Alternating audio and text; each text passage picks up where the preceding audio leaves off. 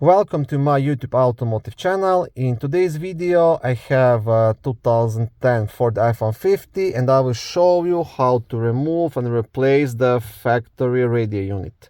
This video will apply to Ford F-150s made from 2009 all the way up to 2014 and the Ford F-150s that have this basic radio unit.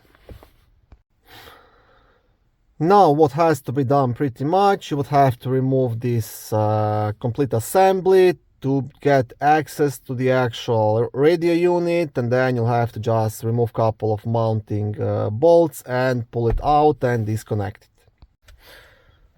Okay, so to start, first you'll want to remove this top rubber cover.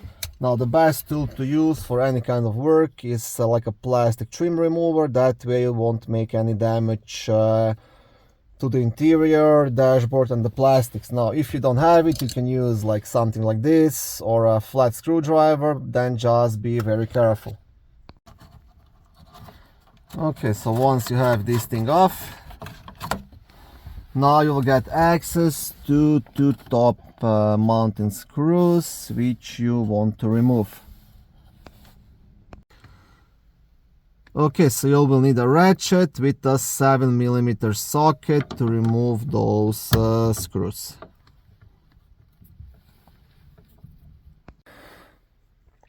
Okay, once you have these two screws out, now next thing you will have to pop off these plastic vent covers on both sides. Now you don't have to completely remove them, just enough to be able to pop out this middle piece. So you want to grab it down here, just gently pull towards yourself. There is a bunch of these you see plastic clips holding it in place, so just go slowly and pull towards yourself. Yeah, it's really not a big deal to remove this. Again, you can always use a trim remover to help yourself, and this will be enough. You don't have to pull it all the way, just like I said, only enough to be able to later remove this whole assembly, and do the same thing on the other side. So start from the bottom and just pop it out.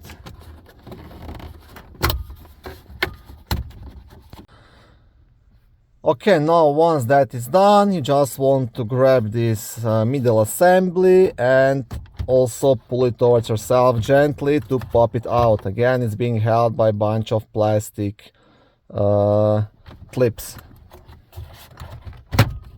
See, just want to pull it out. I have to use both of my hands so I don't break anything, but that's the idea, it just pops out. Okay, so once you pop this piece off, there's bunch of wiring down there to disconnect. Now what you can do, most likely only if you disconnect the top one, the hazard lights, that way you'll be able to move this away enough to pull out the radio unit. So to disconnect this one, there's like a small clip just underneath it which you have to press. It's like a small tab. So I will pull it off and show you. See, you just want to press onto the tab and pull out. And now this way I was able to move this far enough to get access to the factory radio and all of the mounting screws. Now again, if you want, you can disconnect all the wires from the bottom, and that way you'll be able to completely remove this assembly and have lots of place to work with. Now it's really up to you. I don't think it's necessary, but maybe on your Ford these wires are shorter and you'll get more space. Actually, it would be a good idea to disconnect this guy here as well, because this wire is quite tight. You can also do it, you see, just by pressing here on the clip and pulling it out. Okay, I'm trying to work with one hand. Okay, I'll do it. I'll have to use both of my hands, but then I'll show you again. Okay, that's it actually. So just disconnect these two. So this one is the same thing, you see it has like a small clip. Yes, sorry, I'm doing this for the first time as well, so I'm recording as I'm working. So, but this is the best idea. Disconnect the top one, disconnect this one, and then you can just lay this down. And now you have full access to the factory radio, which is again held by 4 7mm screws. 2 here and 2 here. So remove those.